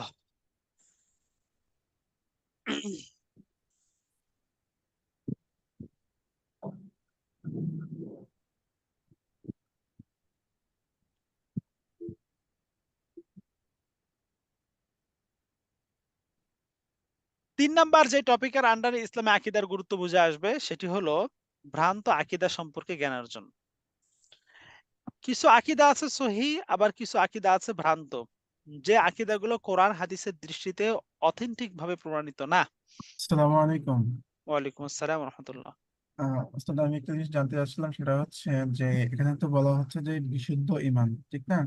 তো হ্যাঁ, এই বিশুদ্ধতা হওয়ার মাপকাঠি কি হতে পারে? এটা আসবে মানে ভাই, আমরা পর্যায়ক্রমে আচ্ছা আসবে, সামনে আসবে, আচ্ছা আচ্ছা, পর্যায়ক্রমে এই বিষয়গুলো আলোচনা আসবে। জি জাস্ট আমাদের ওই ইম্পর্টেন্সটা এখন আমরা জানবো। আর ঈমান কিভাবে আমাদের পরিশুদ্ধ থাকবে, ঈমান বিশুদ্ধ থাকবে, কিভাবে আমাদের ঈমান শিরিক মুক্ত বা বিদআত মুক্ত বা কুফর মুক্ত থাকবে, এগুলোতে আমাদের স্বতন্ত্র টপিক আছে, এগুলোর উপরে স্বতন্ত্র আলোচনা আছে এগুলোর উপরে। জি আচ্ছা, 3rd নাম্বার যে পয়েন্ট, ভ্রান্ত আকীদা সম্পর্কে জ্ঞান অর্জনের গুরুত্ব। অর্থাৎ যে আকীদাগুলো হলো ভ্রান্ত আকীদা, কি আকীদা? ভ্রান্ত ভ্রান্ত আকীদা। ভ্রান্ত আকীদা। আকীদা। ওই ভ্রান্ত আকীদা সম্পর্কে আমার নলেজ থাকতে হবে। আমি যদি না জানি কোনটা সঠিক আকীদা আর কোনটা ভ্রান্ত আকীদা, তাহলে আমি আমার আকীদাকে কিভাবে হেফাজত করব? বুঝতে পারছেন ভাই? ওই যে গ্রাম অঞ্চলে একটা কথা বলে যে, যেই তেল দিয়ে আপনি ভূত ঝাড়বেন, ওই তেলের মধ্যে যদি ভূত থাকে, তাহলে আপনি ভূত তাড়াবেন কেমনে? তাই না ভাই? তো আমি আমার আকীদাকে পরিশুদ্ধ করব, কিন্তু আমার আকীদার মধ্যেই যদি ভ্রান্তি থাকে, তাহলে আমি আবার আকীদাকে কিভাবে পিউরিফাই করব, কিভাবে আমার আকীদাকে আমি সংরক্ষণ করব বা এটাকে হেফাজত করব। এজন্য আমার আকীদা সম্পর্কে জানতে হবে যে কোন আকীদাটা ভ্রান্ত আকীদা, কোন আকীদাটা সহিহ আকীদা, কোন আকীদা কোরআন ও হাদিসের আলোকে প্রমাণিত অথেন্টিক ভাবে, আর কোনটা মানুষের মন গড়া বানোয়াট বা সামাজিক প্রথা রসুম থেকে আমাদের সমাজে প্রচলিত আছে বা তার প্রভাব আমাদের সমাজে বিস্তৃত। এই বিষয়গুলো সম্পর্কে আমার আপনার নলেজ থাকতে হবে। বিষয়টা বোঝা গেছে ভাই? জি আল্লাহু ওস্তাদ। আকবার। তো আমরা আমাদের আকীদাকে পরিশুদ্ধ করতে পারবো ঠিক ওই সময় যখন আমরা ভ্রান্ত আকীদা সম্পর্কে ধারণা রাখতে পারবো, যখন আমরা ঈমান বা আকীদা বিনষ্টকারী বিষয় সম্পর্কে জ্ঞান রাখতে পারবো, তখনই আমরা আমাদের আকীদাকে পরিশুদ্ধ করতে পারবো। আর এই পরিশুদ্ধ আকীদা আমাকে আপনাকে ইনশাআল্লাহ বিইজনিল্লাহ জান্নাতুল ফিরদাউসের মেহমান বানিয়ে দেবেন ইনশাআল্লাহ। কারণ আমরা জেনে আসছি ইনশাআল্লাহ। যে ব্যক্তির আকীদা যত মজবুত, তার জন্য দ্বীনের উপরে অটল অবিচল থাকা তত সহজ। যে ব্যক্তির আকীদা যত বেশি নড়বড়ে, তার জন্য দ্বীনের উপরে অটল অবিচল থাকা তত কঠিন। তাই না ভাই? আল্লাহু জি আকবার। ওস্তাদ। জি এই জন্য আমরা যদি আমাদের আকীদাকে মজবুত করতে চাই, বিশুদ্ধ করতে চাই, আমাদের আকীদাকে যদি আমরা পিউরিফাই করতে চাই, পারফেক্ট করতে চাই, তাহলে ইসলামী আকীদার দার্সে আকীদার সম্পর্কে যা বিষয়গুলো আলোচনা করা হবে, এই বিষয়গুলো আত্মস্থ করার, ভালোভাবে পড়ার বা ভালোভাবে শেখার, বুঝার এর কোনো বিকল্প নেই। অবশ্যই অবশ্যই আমাদের করতে হবে। কারণ আমরা দার্সের মধ্যে জানলাম, মনে করেন যে আপনি নামাজ পড়তেছেন, কোরআন তেলাওয়াত করতেছেন, হ্যাঁ, আপনি মনে করেন যে মানুষকে দান খায়রাত করতেছেন, হজ করতেছেন, উমরা করতেছেন, অনেক অজস্র আপনি নেক আমল করতেছেন, কিন্তু আপনার আকীদাটা ভ্রান্ত। আপনার আকীদা কি? ভ্রান্ত। ভ্রান্ত। তাহলে আপনার এই সমস্ত নেক আমলগুলোর কি কোনো ভিত্তি আছে? নাই। যেমন মনে করেন, আমি ছোট একটা উদাহরণ দেই। মনে করেন যে কাদিয়ানীরা নামাজ পড়ে কিনা? যারা কাদিয়ানী তারা নামাজ পড়ে কিনা? পরে পড়ে। তারা দান খয়রাত করে কিনা? করে। তারা মাথায় টুপি, মুখে দাড়ি রাখে কিনা? রাখে। তারা নিজেদেরকে মুসলিম পরিচয় দেয় কিনা? জি। কিন্তু আলটিমেটলি তারা কি মুসলমান? না। না। তারা কাফের। তারা কি ভাই? কাফের। ওই যে আকীদাতে ভ্রান্তি, কি আকীদায় ভ্রান্তি? তারা বিশ্বাস করে যে আমাদের নবী মুহাম্মদুর রাসূল সাল্লাল্লাহু আলাইহি সাল্লাম তিনি নবী, কিন্তু তিনি শেষ নবী না। শেষ নবী না। তাকে নবী বিশ্বাস করে, কিন্তু একটা জিনিস, আমাদের নবীকে শেষ নবী বিশ্বাস করে না। তার মানে তাদের আকীদার মধ্যে ভ্রান্তি আছে। আর যার আকীদা ভ্রান্ত, তার দুনিয়াতে হাজার হাজার লক্ষ লক্ষ নেক আমল থাকতে পারে, ওই নেক আমলগুলোকে আল্লাহর কাছে কবুল হবে? হবে না। না ওস্তাদ। বুঝতে পারছেন ভাই? না। এই জন্য আমাদের আকীদা পরিশুদ্ধ করতে হবে। আল্লাহ তাবারক ওয়া তাআলা আমাদের সবাইকে বিশুদ্ধ আকীদা নিয়ে কবরে যাওয়ার তৌফিক দান করুন। আমিন।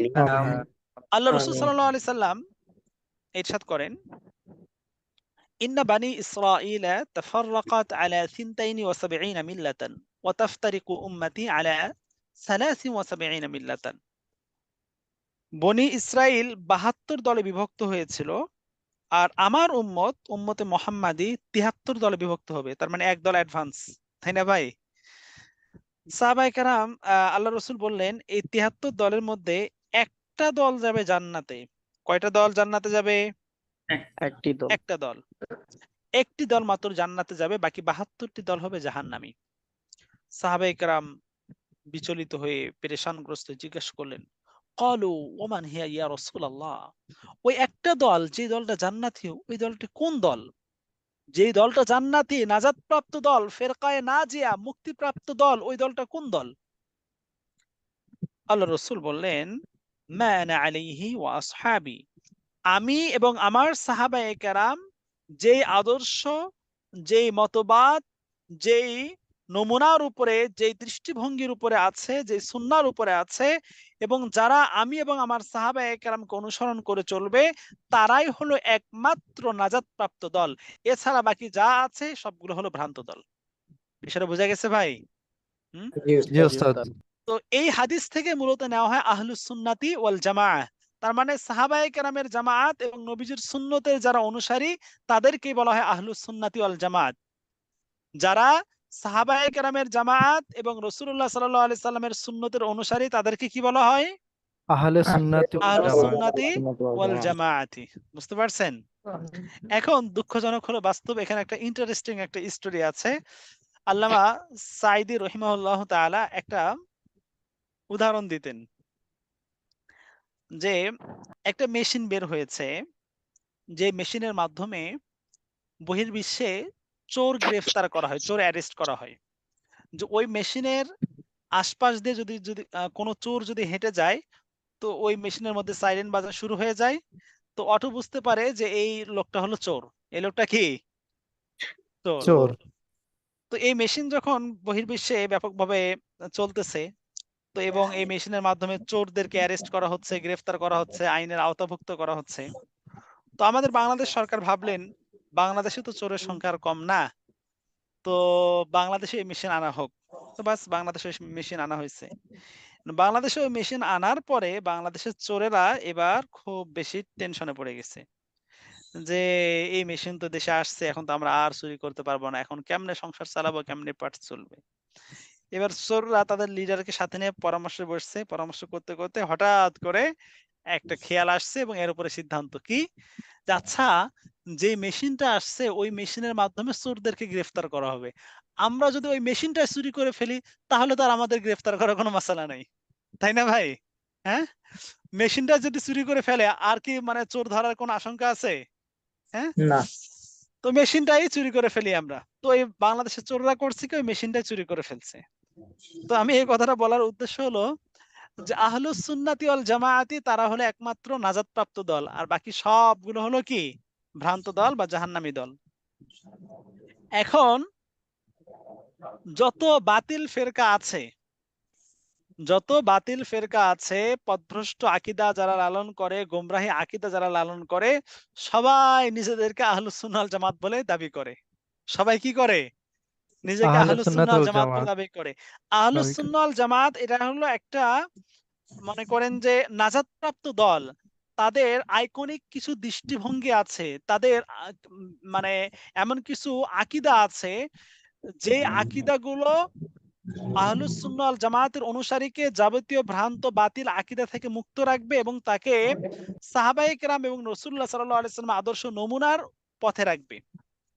এখন অন্যান্য যত বাতিল দল আছে, বাতিল ফেরকা আছে, তারাও এখন নিজেদেরকে আহলুস সুন্নাহ ওয়াল জামাত বলে পরিচয় দিয়ে থাকে। এজন্য আমাদের আকীদার দর্সে সামনে আলোচনা আসবে আহলুস সুন্নাহ ওয়াল জামাতের পরিচয় কি এবং তাদের বৈশিষ্ট্য কি, গুণাগুণ কি। আমি আপনি যখন এই বৈশিষ্ট্যগুলো সম্পর্কে অবগত হতে পারবো, তখন আমরা সহজে বুঝতে পারবো যে কারা প্রকৃত আহলুস সুন্নাহ ওয়াল জামাতের অনুসারী আর কারা হলো ভ্রান্ত আকীদা লালনকারী। বিষয়টা বুঝতে পারছেন ভাই? জি উস্তাদ। আল্লাহু আকবার। এখন কথা হলো যে আহলুস সুন্নাহ ওয়াল জামাতের যারা অনুসারী তারা হবেন জান্নাতি আর বাকিরা হবে জাহান্নামী। বাকিরা ভ্রান্ত আকীদার কারণে হবে পাপী, আর এই পাপের কারণে তারা হবে জাহান্নামী। জাহান্নামে যাওয়ার পরে তারা হয়তো নির্দিষ্ট জাহান্নামে শাস্তি ভোগ করবে, একটা না একটা সময় তার শাস্তি ভোগ শেষে সে জান্নাতে আসবে। তবে হ্যাঁ, সবার ক্ষেত্রে সেম বিধান না। যারা ভ্রান্ত আকীদার মধ্যে একেবারে কুফরি আকবার, বড় কুফরি বা শিরকে আকবার, বড় শিরকের মধ্যে নিমজ্জিত হয়েছে, তারা তাদের এই মানে আকীদা ভ্রান্তির সর্বনিম্ন পর্যায়ে পৌঁছার কারণে, কুফর এবং শিরকের মানে নিকৃষ্ট পর্যায়ে পৌঁছার কারণে তারা জাহান্নাম থেকে মুক্তি পাবে না, তারা অনন্তকাল চিরকাল জাহান্নামের আগুনে জ্বলবে। বিষয়টা বোঝা গেছে ভাই? জি আল্লাহ। উস্তাদ। তো এই ছিল আমাদের ইসলামী আকীদা সম্পর্কে জানার, বোঝার এবং আলোচনা করার ইম্পর্টেন্সের উপরে কিছু বিষয় নিয়ে কথা। ফাইনালি আপনাদেরকে একটা হোমওয়ার্ক দিচ্ছি, পূর্বে বন্ধের দার্সে দিয়েছে, আপনাদেরকেও দিচ্ছি। এখানে ঈমান ও আকীদার পার্থক্য, আমরা অনেকে ঈমান আর আকীদা দুটাকে গুলিয়ে ফেলি, কিন্তু আসলে ঈমান আর আকীদা দুইটা এক জিনিস না, দুইটা হলো ভিন্ন জিনিস। দুইটা কি জিনিস? ভিন্ন ভিন্ন জিনিস, পৃথক পৃথক জিনিস। ঈমান একটা জিনিস, আকীদা হলো আরেকটা জিনিস। আর ঈমান আর আকীদার পার্থক্য কি? লাস্ট স্লাইডের লাস্ট পেজের মধ্যে এটা উল্লেখ রয়েছে। আপনারা শুরু থেকে নিয়ে শেষ পর্যন্ত পুরোটা ভালো করে পড়বেন, বোঝার চেষ্টা করবেন। দেন আগামী জুমার দিন, আগামী জুমার বার আপনাদের এই বিষয়টার উপরে প্রশ্ন করব, জিজ্ঞাসাবাদ হবে, এরপরে আমরা পরবর্তী মডিউলে যাব। ঠিক আছে ইনশাআল্লাহ? ইনশাআল্লাহ। ঈমান ও আকীদার মাঝে কি পার্থক্য আছে, এই বিষয়টা আপনারা সবাই ভালো করে দেখবেন, পড়বেন, বোঝার চেষ্টা করবেন। এটা থাকবে আপনাদের হোমওয়ার্ক থাকবে ইনশাআল্লাহ। বুঝা গেছে ভাই? ইনশাআল্লাহ। আল্লাহু আকবার। তো আমাদের ইসলামী আকীদা দার্সের আজকে প্রথম দার্স আমরা এই পর্যন্ত করলাম। তো এখন 5 মিনিট সময়, আজকের দার্স রিলেটেড যা আলোচনা করা হয়েছে, not out of the topic, just আমাদের অন দ্য ক্লাস টপিক যে বিষয়গুলো আলোচনা করা হয়েছে, কারো কাছে যদি কোনো বিষয় অস্পষ্ট থাকে তাহলে আপনারা প্রশ্ন করতে পারেন, জানতে পারেন। আমাদের দার্স শেষ, আপনারা চাইলে লিভ নিতে পারেন, আর একান্ত কারো প্রশ্ন থাকলে তারা থাকতে পারেন। জি, কারো কোনো প্রশ্ন থাকলে তারা করতে পারেন ইনশাআল্লাহ। ওয়ালাইকুম আসসালাম ওয়া রাহমাতুল্লাহ। জি ভাই বলুন। আমি শেষ অংশে একটা জিনিস পুরো বুঝতে পারিনি, আবার যদি কাইন্ডলি যদি একটু রিভাইজ করেন।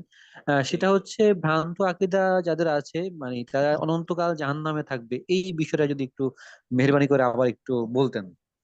আচ্ছা, গুনাহে কবিরা করার কারণে যারা জাহান্নামে যাবে, তারা নিজের কৃতকর্মের শাস্তি ভোগ করার পর একটা না একটা সময় তারা জান্নাতে যাবে, নিজের মৌলিক ঈমান থাকার কারণে। বুঝতে পারছেন বিষয়টা ভাই? মূল ঈমান থাকার কারণে তারা একটা না একটা সময় জান্নাতে যাবে, কিন্তু দুনিয়াতে যে গুনাহে কবিরা করেছে এবং এই গুনাহে কবিরা থেকে তওবা করার পূর্বেই তার ইন্তেকাল হয়েছে, তো এই গুনাহে কবিরা সে শাস্তি ভোগ করবে, এরপরে একটা না একটা সময় সে জান্নাতে যাবে। কিন্তু যারা কাফের, কুফরি আকবার করে, বড় কুফরি, কুফরি আকবার কি, বড় কুফরি কি, বা ছোট বড় শিরিক কি, আমাদের সামনে 2টি বা 3টি মডিউল পরে এটা আলোচনা আসবে, 3-4টি মডিউল পরে। তো এমন কিছু শিরক আছে যেই শিরক গুলো করা কবিরা গুনাহ, কিন্তু আপনাকে সরাসরি মুশরিক বানিয়ে দেয় না, আপনি ঈমানের গণ্ডি বা ইসলামের গণ্ডি থেকে বের হয়ে যাবেন না। এমন কিছু কুফরি আছে যেগুলোকে কুফরি আসগার বা ছোট কুফরি বলা হয়, যে কাজগুলো করা হলো কবিরা গুনাহ, কিন্তু এই কাজগুলো করার দ্বারা আপনি কাফের হয়ে যাবেন না। তো এই জাতীয় ছোট কুফরি বা ছোট শিরক করার পরে একজন ব্যক্তি ইসলাম থেকে বের হয়ে যায় না, সে কাফের মুশরিক সরাসরি হয়ে যায় না, সে তার ওই কুফর এবং শিরকের কারণে কিছুকাল জাহান্নামের আগুনে শাস্তি ভোগ করবে, এরপরে একটা না একটা সময় সে জান্নাতে যাবে। কিন্তু যারা কুফরি আকবার, বড় কুফরি করবে, যেই কুফরি করার কারণে সে ইসলামের গণ্ডি থেকে বের হয়ে যাবে, সে আর মুসলমান থাকবে না। যে ব্যক্তি বড় শিরক করবে, যেই শিরক করার কারণে সে আর ইসলামের মধ্যে থাকবে না, ইসলাম থেকে বের হয়ে যায়, এ জাতীয় কুফর বা শিরক করার পরে যখন কোনো ব্যক্তি জাহান্নামে যাবে, সে খালিদিনা ফিন্নার, চিরস্থায়ী জাহান্নামী হবে, অনন্তকাল জাহান্নামের আগুনে প্রজ্বলিত হবে, 1 সেকেন্ডের জন্য জাহান্নাম থেকে মুক্তি পাবে না। বিষয়টা ক্লিয়ার ভাই? জি আলহামদুলিল্লাহ। আচ্ছা, জি। নেক্সট ওয়ান, 312 ভাই, প্রশ্ন থাকলে বলতে পারেন। আসসালামু আলাইকুম ওয়া রাহমাতুল্লাহ হুজুর। ওয়ালাইকুম আসসালাম ওয়া রাহমাতুল্লাহ। হুজুর আমার অ্যাকচুয়ালি আগামীকাল যে আকীদার ক্লাস হবে এইখান থেকে কি শুরু হবে নাকি এরপর না, থেকে? আগামীকাল আকীদার ক্লাসে আমাদের নেক্সট পরবর্তী যে মডিউল আছে, পরবর্তী জি মডিউলে আলোচনা হবে আর কি। জি, আর আপনি যে এইচডব্লিউ টা দিলেন সেটা নেক্সট হ্যাঁ, উইকে। আমার এইচডব্লিউ টা হলো আপনার নেক্সট ফ্রাইডেতে। জি, শুকরিয়া হুজুর। আসসালামু আলাইকুম ওয়া রাহমাতুল্লাহ। ওয়ালাইকুম আসসালাম ওয়া রাহমাতুল্লাহ। আসসালামু আলাইকুম রহমতুল্লাহ। ওয়ালাইকুম আসসালাম ওয়া রাহমাতুল্লাহ। স্যার, আমার প্রশ্ন ছিল, আপনি যে বললেন এই যারা ছোট শিরক করবে, মানে আকীদা ভ্রান্তি থাকবে, তাদের মধ্যে যারা শিরকে আকবর বা বড় কবিরা গুনাহ করবে তাদেরকে চিরস্থায়ী জাহান্নামে দেওয়া হবে। তো হুম, ওস্তাদ, আকীদাগত সমস্যা থাকলে তার কি ঈমান ঠিক থাকতেছে কিনা, আর সে কি চিরস্থায়ী জাহান্নামে? সমস্যার কোয়ালিটি আছে, জি জি প্রবলেমের কোয়ালিটি আছে। কিছু জি প্রবলেম আছে যে প্রবলেম গুলো শরিয়ার আলোকে কনসিডারেড, বুঝতে পারছেন? আর কিছু প্রবলেম আছে যে প্রবলেম গুলো মানে কোনোভাবে কনসিডার করার মতো না। মানে ওই যে শিরকের মধ্যে ভাগ করা হলো বা কুফরের মধ্যে যে ভাগ করা হলো, কুফর দুই যেমন প্রকার, ওস্তাদ, কুফরে আমি আকবার। প্রশ্নটা একটু ডিফাইন করে দিই। যেমন হুম, অনেকে আমাদের আকীদার মধ্যে চিন্তা করে যে কি আমরা খাজা বাবার মাধ্যমে আল্লাহর কাছে চাইবো, এটা তো শিরকে আকবর, এটা আমি হ্যাঁ, মানলাম। তো জি, আর এই সেম সেম দলের মধ্যে কিছু মানুষ বলে কি যে আহ, অমুক অমুক ব্যক্তি কাফের, অমুক ব্যক্তির পেছনে, ওয়াহাবির পেছনে নামাজ পড়া যাবে না, এই আকীদা লালন করে। রাসূলুল্লাহ সাল্লাল্লাহু আলাইহি ওয়াসাল্লাম নূরের তৈরি, এই আকীদা লালন করে। এই কথা বলতে চাচ্ছেন ওস্তাদ, এরা কি কাফের হিসেবে সাব্যস্ত হবে কিনা, বা এরা চিরস্থায়ী জাহান্নামে থাকবে কিনা? আরো অনেক কিছু আচ্ছা। আছে। হ্যাঁ হ্যাঁ, বুঝতে পারছি বিষয়টা। এই বিষয়গুলো যেহেতু আজকে শুধুমাত্র আমাদের মানে সংক্ষেপে বলতে পারেন অ্যাজ হেডলাইন আমরা কিছু বিষয়কে সামনে এনেছি, যেহেতু আপনাদের সামনে আগামী সম্ভবত 5 নাম্বার মডিউলে এবং 6 নাম্বার মডিউলে কুফর শিরিক নিয়ে আলোচনা করা হবে। ওই মডিউলগুলো যখন আপনারা পড়বেন তখন মনে হয় যে এই বিষয়গুলো আপনাদের সামনে আর অস্পষ্ট থাকবে না ইনশাআল্লাহ, যেহেতু একটা দার্সের সাথে আরেকটা দার্স হলো রিলেটেড। হ্যাঁ, তো পরবর্তী দার্সে এই বিষয়গুলো সামনে আসবে ইনশাআল্লাহ। তো আমি এতটুকু বলবো যে যতগুলো আকীদা আছে আমরা স্পেসিফিক কারো নাম উল্লেখ করছি না, জি জাস্ট এতটুকু বলবো যে কিছু আকীদা আছে যে আকীদাগুলো ভ্রান্ত আকীদা, যে আকীদাগুলো হলো পথভ্রষ্ট বা ভ্রান্ত আকীদা, যে আকীদাগুলো বিশুদ্ধ আকীদা না। তো জি এই আকীদাগুলো দেখতে হবে যে আকীদার ক্যাটাগরিটা কোন টাইপের। ভ্রান্ত বা পথভ্রষ্টতা তো আসলে কোয়ালিটি আছে, টাইপ আছে, তাই না? জি তো দেখতে হবে এটা কোন কোয়ালিটির। কিছু আছে মনে করেন যে আপনি যেমনটা বললেন যে খাজা বাবার কাছ থেকে গিয়ে খাজা বাবাকে বাচ্চা দানকারী বা রিজিক জি দাতা বা অন্নদাতা মনে করে তার কাছ থেকে ফরিয়াদ করছে, এটা তো সরাসরি শিরক আকবার। এবং এই শিরক যদি কারোর মধ্যে থাকে, এই শিরক যদি কারোর মধ্যে থাকে, সে তো মনে করেন যে মুশরিক, তাই না ভাই বিষয়টা? জি জি তো এটা তার ঈমানকে নষ্ট করে দিচ্ছে। এবং এটা থেকে সে যদি তওবা করার পূর্বেই যদি ইন্তেকাল করে, নাউজুবিল্লাহ, সে শিরক আকবার করে ইন্তেকাল করলো এবং এর কারণে তাকে জাহান্নামের আগুনে শাস্তি ভোগ করতে হবে। বিষয়টা বোঝা গেছে ভাই? জি জি অন দা ওস্তাদ। আদার হ্যান্ড দেখেন যে মিলাদ, কিয়াম ইত্যাদি যে বিষয়গুলো আছে, জি জি এই মিলাদ কিয়ামের বিষয়টা যারা মিলাদ করতেছে, যারা কিয়াম করতেছে, এই জায়গাতে ব্যাখ্যা আছে, তাদের এক একজনের এক এক রকম ব্যাখ্যা। সাধারণত যারা কিয়াম করে থাকে তারা রাসূলুল্লাহ সাল্লাল্লাহু আলাইহি সাল্লামের সম্মানার্থে তারা দাঁড়িয়ে যায় যে আমরা রসুলের উপরে দরুদ পাঠ করতেছি, বসে বসে কেমনে পড়ি, আমরা দাঁড়িয়ে পাঠ করব। রসুলের সম্মানার্থে তারা দাঁড়িয়ে গিয়ে দরুদ পাঠ করে। আবার অনেকে এর ব্যাখ্যাটা করে এভাবে যে রসুল্লাহ সাল্লাহ সাল্লাম নাউজুবিল্লাহ হাজির নাজির, তার মানে আল্লাহ তাআলা যেরকম ভাবে হাজির নাজির, আল্লাহ তাআলা মানে সব জায়গা যেরকম আল্লাহ তাআলা নজরের মধ্যে রয়েছে, পুরো পৃথিবীর প্রত্যেকটা জায়গায় যেমন আল্লাহ তাআলা সব জায়গায় বিদ্যমান, অর্থাৎ আল্লাহ পাক যেন সবকিছু দেখতেছেন, রাসূলুল্লাহ সাল্লাল্লাহু আলাইহি সাল্লামও পৃথিবীর সবকিছু দেখতেছেন, নাউজুবিল্লাহ। এই নাউযুবিল্লাহ। হাজির নাজির এই বৈশিষ্ট্যটা আল্লাহ পাকের সাথে খাস, এটা আল্লাহর সাথে মানে এটা পারফেক্ট, কিন্তু নবীজির সাথে এই সিফাত যায় না, এই বৈশিষ্ট্য নবীজির না। এখন যদি কোনো ব্যক্তি আল্লাহ তাআলার গুণকে নবীজির সাথে পারফেক্ট মানে ফিট করায়, নবীজির সাথে যদি ব্যবহার করে, তাহলে নাউজুবিল্লাহ সে শিরক করলো। সে কি করলো?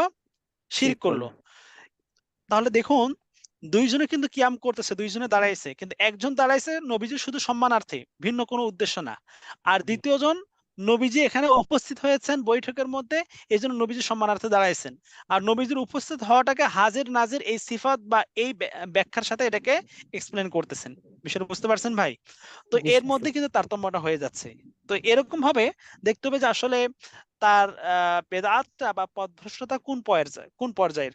যদি আপনার এটার একটা মানে লিমিটেশন থাকে, একটা পর্যায়ে যদি থাকে, নিম্ন পর্যায়ে যদি হয় বা ছোট পর্যায়ে যদি হয়, তাহলে এটা কবিরা গুনাহ এবং এর জন্য শাস্তি ভোগ করবে। আল্লাহ চাইতে একটা সময় সে তার শাস্তি ভোগ শেষে জান্নাতে যাবে। আর যদি তার ওই পথভ্রষ্টতা কুফরি পর্যায়ের বা শিরিক পর্যায়ের, যেটা তাকে একবার কাফির বানিয়ে দিচ্ছে বা মুশরিক বানিয়ে দিচ্ছে, তাহলে এমত অবস্থায় সে জাহান্নামের আগুন অনন্তকাল জ্বলবে। বিষয়টা বুঝতে পারছেন ভাই?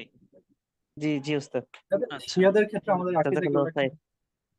শিয়াদের ক্ষেত্রে কিছুদিন আগে তো আপনাদের এটা নিয়ে ব্যাপক আলোচনা হয়েছে না? হ্যাঁ, ওই যে আপনার ইরানের president Ibrahim Ebrahim Raisi Ibrahim মৃত্যুবরণ রাইসি, তার ইন্তেকালের পর এটা নিয়ে অনেক আলোচনা হয়েছে না? হ্যাঁ, প্রচুর আলোচনা হয়েছে এই বিষয়টা নিয়ে।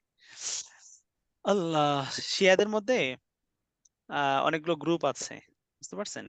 অনেকগুলো গ্রুপ আছে, তার মধ্যে দুই একটা গ্রুপ আছে, যেমন শিয়া ইসনা আশারিয়া, শিয়া জাইদিয়া। আহ, এদের আহ, মোটামুটি অনেকগুলো আকীদা আছে, যে আকীদাগুলো আহলুস সুন্নাহ ওয়াল মাতুরিদি জামাতের। এরা কি শিয়াদের অন্তর্ভুক্ত? মাতুরিদিয়া, আশারিয়া, আশারি বা মাতুরিদি, এগুলো নিয়ে আমাদের সামনে আলোচনা আসবে, সংক্ষেপে আমরা আলোচনা করবো ইনশাআল্লাহ। তো আজকে প্রথম দর্শ তো, এই জন্য আসলে আপনাদের অনেক বিষয়, যার যেটা জানা আছে সেই বিষয়গুলো উকি দিচ্ছে বা ওই বিষয়গুলো প্রশ্ন আসতেছে আর কি। কিন্তু পর্যায়ক্রমে আমরা সামনে এগুলো প্রত্যেকটা বিষয় আলোচনা করবো, কোনোটা আমাদের আলোচনা থেকে বাদ যাবে না ইনশাআল্লাহ। সব বিষয়গুলো আমরা আলোচনা করব। একেবারে আমাদের মনে করেন যে আপনারা হয়তোবা সিলেবাসটা দেখে থাকবেন, আমাদের সিলেবাসটা হয়তোবা দেখেছেন। আমাদের শুরুর দিক থেকে ইসলাম আকীদার পরিচয়, এরপর পর্যায়ক্রমে আপনার হচ্ছে আহলুস সুন্নাহ ওয়াল জামাতের পরিচয়, শিরকের পরিচয়, শিরকের প্রকারভেদ, কুফরের পরিচয়, কুফরের প্রকারভেদ। হ্যাঁ, এরপরে আপনার হচ্ছে আসমানি স্ক্রিপচার্স, অর্থাৎ আসমানি গ্রন্থ কিতাব, এগুলো সম্পর্কে ঈমান, ফেরেশতাগণ সম্পর্কে ঈমান, নবী রাসূলগণ সম্পর্কে ঈমান। এরপরে আপনার আলামাতুস সাআ, কিয়ামতের যে সকল আলামত গুলো আছে, এই আলামত গুলো সম্পর্কে আলোচনা। তারপর আপনার বেদাত, সমাজে প্রচলিত যে সকল বেদাত গুলো আছে, এই বেদাত গুলো সম্পর্কে আলোচনা। সাহাবায়ে কেরাম সম্পর্কে আমাদের কি আলোচনা থাকবে, ওই সাহাবায়ে কেরাম সম্পর্কে আমাদের যে আকীদা, ওই আকীদার জায়গাতে মূলত শিয়াদের বিষয়টাও এখানে কিছুটা চলে আসবে আর কি। যে সাহাবায়ে কেরাম তারা সত্যের মাপকাঠি কিনা, এই জায়গা থেকে আহলুস সুন্নাহ ওয়াল জামাতের অবস্থান কি, এই বিষয়গুলো আসবে। হ্যাঁ, তো এই যাবতীয় বিষয়গুলো মূলত আমাদের এখানে অংশ হিসেবে থাকবে। তারপরে মনে করো ওই যে ব্ল্যাক ম্যাজিক, সেহের, ইস্তেদরাজ, কারামাত, মুজিজা, এই বিষয়গুলো কি, এই বিষয়গুলো আমাদের আলোচনা থাকবে ইনশাআল্লাহ। আহলে বাইত কারা, আহলে বাইত শিয়াদের যে আকীদা, আহলে বাইতের, এই আহলে বাইতের পরিচয় কি, এই বিষয়গুলো আমাদের দার্সে আলোচনা আসবে ইনশাআল্লাহ। আপনারা যদি কেউ আকীদার বইগুলো সংগ্রহ করে থাকেন, তাহলে আপনারা যদি অ্যাডভান্স কেউ অগ্রিম জানতে চান, সেক্ষেত্রে আপনারা নিজেরাই আহ এই বিষয়গুলো, পরবর্তী যে বিষয়গুলো আছে আপনারা নিজেরা পড়ে নিতে পারেন, কোনো সমস্যা নাই। বাকি আমাদের দার্সের ক্ষেত্রে আমরা যেটা বিষয় ফলো করার চেষ্টা করি, যেদিন যে দার্স হয়, যেই দিন যেই টপিকের উপর আমাদের ক্লাস হয়, ওই টপিকের উপরে আমাদের প্রশ্ন উত্তর বিষয়ে আমরা এগুলোকে ফোকাস করি। অগ্রিম যে বিষয়, হয়তোবা আপনারা এমন একটা প্রশ্ন করছেন যে প্রশ্নটা আপনারা আগামীকাল দার্সের আপনারা জানতে পারবেন, তাহলে ওই প্রশ্নের উত্তরটা আজকে আমার অগ্রিম দেওয়ার কোনো প্রয়োজন নেই। বিষয়টা বুঝতে পারছেন ভাই? এই আর কি, জাস্ট সময় সাপেক্ষ আর কি। আচ্ছা, কয়েকটা প্রশ্ন চ্যাট বক্সে মনে হয় আসছিল। আচ্ছা, আকীদার ব্যাখ্যা যদি এরকম হয়, তাহলে যারা রাজনৈতিক দলের সাথে সম্পর্কিত তাদের কি আকীদা ঠিক আছে? যদি ইসলাম বিরোধী, অ্যান্টি ইসলাম, কোরআন বিরোধী আকীদা লালন করে থাকে, তাহলে অবশ্যই তাদের আকীদা ভ্রান্ত।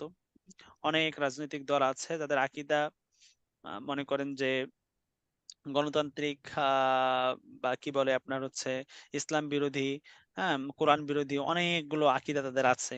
তো এরকম আকীদা যদি কেউ মনে প্রাণে লালন করে, অবশ্যই তার আকীদা ভ্রান্ত হবে। আসসালামু আলাইকুম রহমতুল্লাহ। ওয়ালাইকুম আসসালাম রহমতুল্লাহ। কারো আকীদা সঠিক আছে কিনা সেটা বুঝবো কিভাবে? যারা ভিন্ন ভিন্ন মতাদর্শে আছেন, যেমন কেউ হানাফি মাযহাব ফলো করে, কেউ শাফি মাযহাব, কেউ হাম্বলি মাযহাব, মালিকি মাযহাব ফলো করেন, তাহলে কিভাবে বুঝবো কার আকীদা সঠিক আছে? আহলুস সুন্নাহ জামাতের পরিচয়, ওই মডিউলটা যখন আপনারা পড়বেন, তখন আপনারা মোটামুটি জানতে পারবেন যে কার আকীদা সঠিক আছে, কারটা সঠিক নেই। আচ্ছা হুজুর, বাড়ির কাজটা আরেকবার বলবেন? আপনার বাড়ির কাজ হলো স্লাইডের লাস্ট পেজটা, এটা আপনারা আবার সবাই ভালো করে দেখবেন, পড়বেন, বুঝে আসবেন ইনশাআল্লাহ। আকীদা এবং ঈমানের পার্থক্যটা কি। আচ্ছা, কেউ যদি পাপ করে ফেলে তাহলে কি আকীদা নষ্ট হয়ে যাবে? যে না, পাপ করে ফেললে আকীদা নষ্ট হয়ে যায় না। কোনো ব্যক্তি যদি গুনাহ করে এবং গুনাহ করার পরক্ষণেই সে যদি দিল থেকে ইস্তেগফার করে, তওবা করে, আশা করা যায় যে ইনশাআল্লাহ আল্লাহ তাআলা তার আহ যাবতীয় গুনাহ মাফ করে দিবেন। কারণ আল্লাহ পাক হলেন তাওয়াবুর রহিম। কিন্তু খালিজ দিলে তওবা করতে হবে। আত্মীয় ক্লাস আসসালামু শুরু আলাইকুম। আমরা। ওয়ালাইকুম আসসালাম ওয়া রাহমাতুল্লাহ। উস্তাদ, আমাদের কি আকীদা সম্পর্কে কোনো প্রশ্ন উত্তর ক্লাস রাখা হবে শুধু আকীদার উপর? না, আকীদা এবং ফিকহ দুইটা একসাথে থাকবে আর কি। মানে আকীদা রবিবার? এবং হ্যাঁ হ্যাঁ, রবিবারে আপনাদের যে বাদ মাগরিব যে ক্লাস প্রশ্ন উত্তর, সেটা আকীদা এবং ফিকহ দুইটা থাকবে আর কি। আচ্ছা উস্তাদ, আমি কি একটা লাস্ট একটা কোশ্চেন করতে পারি? আচ্ছা, ঠিক আছে, জি বলুন। উস্তাদ, আমি একটা হাদিসে পড়ছিলাম যে মানে চোর যখন চুরি করে তার ঈমান সাথে থাকে না, মানে কবিরা গুনাহগুলো যখন করে তার ঈমান মাথার উপরে ঝুলন্ত অবস্থায় থাকে, কিন্তু যদি সেই অবস্থায় মৃত্যু হয় তাহলে কি তার ঈমান কি থাকে নাকি থাকবে না? একটু রিপিট করবেন।